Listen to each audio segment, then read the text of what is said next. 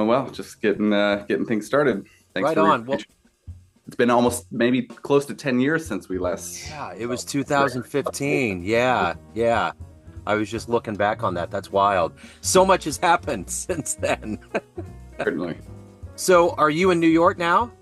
Yeah, it's still in New York. So that year I went to North Texas. I'm originally from Lawrence, Yeah. and went to North Texas and then moved after I finished my undergrad. And I've been here ever since. So I live in Harlem with my wife. Okay. Yeah. hmm So, that's the one thing that's big about that time is going through that pandemic, which was such a big shifting thing for everybody. How did that transpire for you? How did you get through that time period? For me, it was fortunately a pretty it was a positive time actually in a lot of ways. I know there were a lot of other things going on that were not positive or important reckonings and things that we were dealing with in society. But I just was welcomed the space. I had just finished the fall prior my master's, or I did an artist diploma at Juilliard, but I felt like finally had some time to actually digest these years of lessons in school and the time to sit with recordings and so forth. So it was a lot of self-education, a lot of reading, a lot of writing, and making music remotely for a while at least. And I got some records done. I made an album, yeah, completely remotely, like more of a singer-songwriter kind of bent. So that was really an enjoyable process. And we stayed in New York, so we rode the wave of when that was tough and when it was lively as well. And as far as performing goes, the landscape changed pretty quickly, where there were a lot of new venues, some that have even come and gone already in just the 3 or 4 years. Um, but it was good to be around as that was shifting. I think that I saw myself getting a chance to play with other musicians that maybe I hadn't actually before, just maybe simply because I was boots on the ground and ready and willing and able to do it. So it shook things up, of course. And I think probably the biggest loss, socially speaking, is that it's hard to say we're the city that never sleeps. But I think when you travel anywhere, every place has kind of suffered that shift. Yeah. So anyway, those are a few thoughts, but Yeah, no, I dig it. Yeah, and Coin Flip is such a great album. How did this come about? How did you kind of conceive and assemble the players? How did this become reality? sure, thank you. Well, it was the second album that I had done on a label called Next Paradigm. That also has a Kansas connection because this label is run by a guy named Jacob Webb, and he and his family are from Newton, Kansas. His older brother is a drummer named Nathan, and his younger sister is a singer, April Webb. And I've played with all of them. We actually did a State Department tour in Fiji in 2023. So I had known the family and played with April and Jacob in different projects for a while.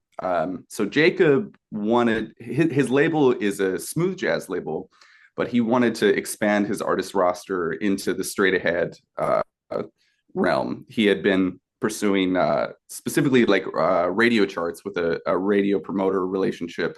And so he wanted to kind of try to get the label name out there. So he reached out to me initially to sort of commission the project or see if I would be interested.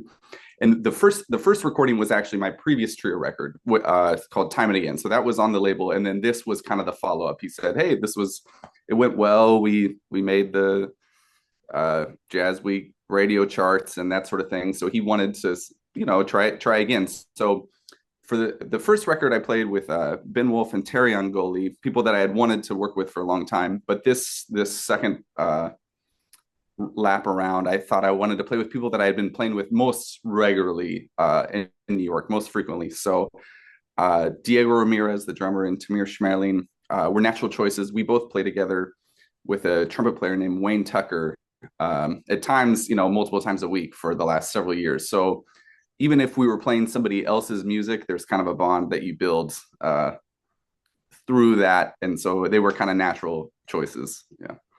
It's such a good, tight, mature sound. There's such it just feels so good. Ultimately, what are you hoping the listener gets from this album? Thank you. I want it to feel like a journey, something that feels palatable, that you could hopefully sit and kind of ride the wave for a few tracks, or one might lead into the next. There's definitely contrast there. At least in terms of the title, I was kind of thinking about this particular tune. The starting tune, Coin Flip, has like two different tempos, kind of. It's like a waltz and then a more pocket R&B kind of thing, and they could change on a dime, you know, to be heads or tails. And I kind of drew inspiration on that originally from a pianist named Mark Carey, who plays this amazing thing in his live shows. He calls it the CD changer, and he'll go through like six different little snippets of his compositions, and they'll just change on a dime. And I always thought that was so cool. So I didn't go for the exact same thing, but this idea of being able to pinball between heads and tails. Um, I think my music contains a lot of dualities. There's a straight ahead jazz influence in pursuit of that tradition, but there's other influences as well. So kind of trying to contain those and be willing to change on a dime from one to the other. The flip of it all was kind of where I was going with that. So that's kind of the idea of the name of the album. Yeah, exactly. And it came about naturally as I was collecting compositions that I thought would be fitting. What one tune we do is a tune of Tamir's that we had been playing all along. So that was already kind of an anthem for us. And there were a few others that we had played together, but a lot of new things too, a lot of new compositions. So what are you doing for promotion, live shows? How's all that going for you? Well, we played a show at Mesro in New York last month, which was my first time playing as a leader there. So that was pretty exciting to get to play that music Yeah. at the club. And then we also did another radio campaign with the radio promoter Neil Sapper. So we were able to make the charts again. I forget exactly where it landed, but with the radio team, they pursued that. Yeah. Cool. So what about Kansas City and Lawrence, that connection? Do you come home? Do you have plans? Any of that on your radar? Yeah, so the last time I went was just a short trip and of just a personal nature to get to see some family. My parents and siblings have since moved away, so it's just my grandma and then some other musician friends that have me tied down there. So it's been a little while since I've performed there, and I don't have something on the books right away, but I'm sure it'll come back around again. My One of my closest friends coming up is a trumpet player named Tommy Johnson. I'm not sure if you know him in the scene in Kansas City, Yeah, but yeah, yeah. I got to see him. He traveled to New York last year, and I did something. I guess the last time I came to Lawrence for music was for the 100th anniversary of Lawrence High School's band program, which was a pretty cool experience. I mean, that's quite a feat, and Yeah. to be a little small piece of that was pretty hip. Yeah. So, the scene's changed so much. I mean, even since we interviewed in 15, I mean, Mhm. Kansas City, between the sports and getting the World Cup and things growing, the scene's always getting richer. Does it feel like a different landscape from when you left? Yeah, absolutely. I mean, I know several people that have left New York to or Texas or other places to settle there too. So it's definitely a magnet I'm checking out your that's Kansas City in your Yeah. back as Yeah, well, yeah, right? yeah, I yeah. didn't fully appreciate the detail until just now. Yeah. Um, yeah, it's really encouraging. I think as someone from Lawrence, my relationship to Kansas City has always been sort of interesting. It always, when I was younger, it was the big city to me. Yeah.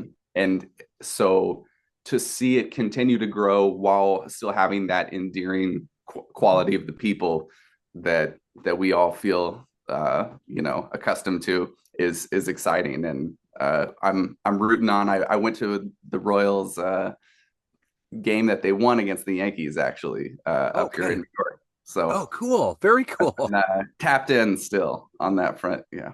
Yeah, that they were just overpowered, and I don't know what the Yankees are going to do if they lose Soto, so it'll be interesting, you know. Um, so if anybody wants to pick up this album, the best way to support you, I know it's streaming, but what's the best way to support you and to come out and see you live? Any of the good business, where do they go? So you can go to Bandcamp, my page on Bandcamp, and get the music directly there. That's probably the best place for as far as purchasing. There's a small number of physical copies, but it's primarily a digital release, this particular one. Okay. And then you can also go to my website, and on my website, there's a place where you can join my mailing list. So it's not very often. I probably do it maybe seasonally at the most. But that's a good place to stay up to date on any upcoming shows. You know, one thing about the pandemic was that it did change my trajectory with the leader dates and stuff, and it kind of was put on hiatus for a while. So it's been good to come back to that, and I'm hoping to get some more together in the new year. But I'm also really excited and enthused about a lot of the different artists that I'm getting to play with as a sideman as well. So I tend to try to include those highlights and keep people posted on those different projects too. So I got to know, coming from Kansas City, everybody's bespeckled by New York and the scene that's going on there. And there's so many stages that have history and so much cloud. What was the stage that you've been on since you've been there that you were like, I can't believe I'm playing on this stage? Yeah. It's for me, it's got to be getting to play at the Village Vanguard. That was pretty exciting. I had the chance to do it a couple times with the big band, the Vanguard Jazz Orchestra. The first few times was I was subbing for the regular pianist Adam Birnbaum, playing with Kurt Elling, which was pretty exciting as well. So we did a few dates there, and then a couple other ones with the band regularly. So, having gone to hear shows there even before I moved to New York, first show I ever heard there was the Brian Blade Fellowship, which was so exciting, and so that was pretty cool and full circle, certainly, yeah. So on the Dreamer landscape here, what's the one stage you haven't played on that you would love to get on? In New York. I've never played at Carnegie Hall. I heard some friends play there recently, and there's different rooms and stages, but I suppose that would be one that's on the list. Right on. Well, man, Addison, it's so great to catch up with you. The album's wonderful. I can't wait to get it on the show. So thank you for taking a minute out. I appreciate it. Thanks, Joe. Thanks so much. Great to see you too. Great to see you.